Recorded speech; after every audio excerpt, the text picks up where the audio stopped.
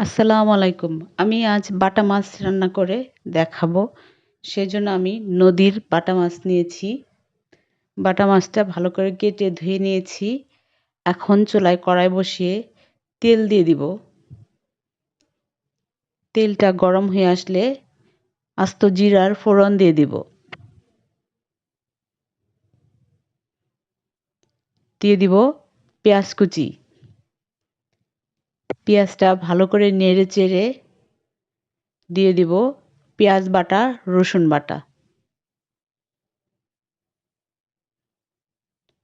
পেঁয়াজ বাটা, রসুন বাটা তেলের মধ্যে একটু ভেজে নেব, যেন বাজে গন্ধ না থাকে। হয়ে গেছে, এখন দিয়ে দিলাম মরিচের গুঁড়া, হলুদের গুঁড়া পরিমাণ মতো। দিয়ে দিলাম জিরার গুঁড়া, ধনিয়ার গুঁড়া।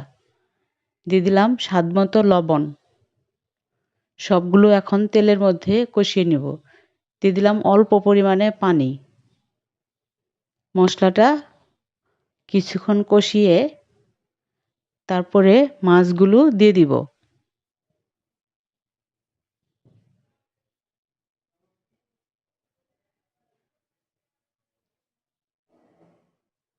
দিয়ে দিলাম আরো অল্প একটু পানি।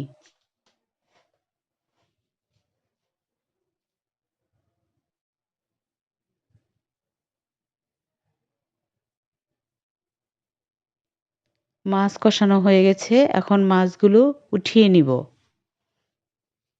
তা নাহলে মাছটা ভেঙে যাবে। মাছ উঠিয়ে নিয়েছি, এখন দিয়ে দিলাম আলু। আলুটা আমি নতুন আলু নিয়েছি। নতুন আলু, নতুন সবজি বাটা মাছের সাথে বেশ মানায়।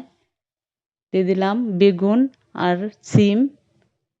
এগুলো মশলার মধ্যে কষিয়ে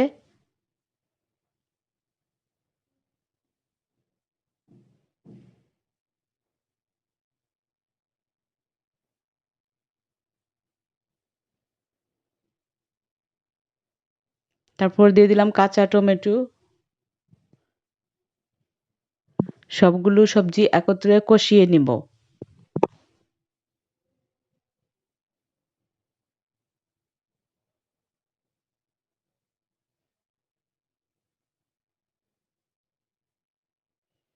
কষানো হয়ে গেছে, এখন দিয়ে দিব পরিমাণ মতো ঝোল।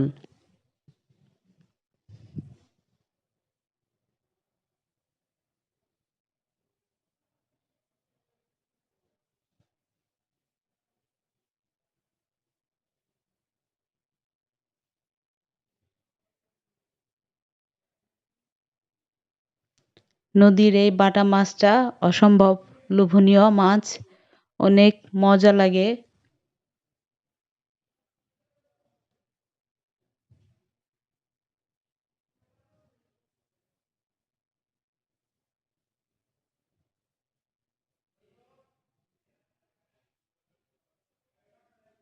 বলক উঠে এসেছে, এখন মাছগুলো দিয়ে দিব।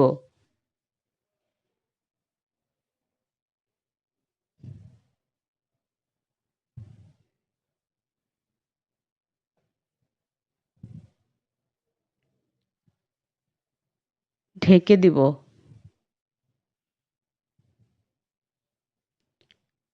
এখন দিয়ে দিলাম ধনেপাতা।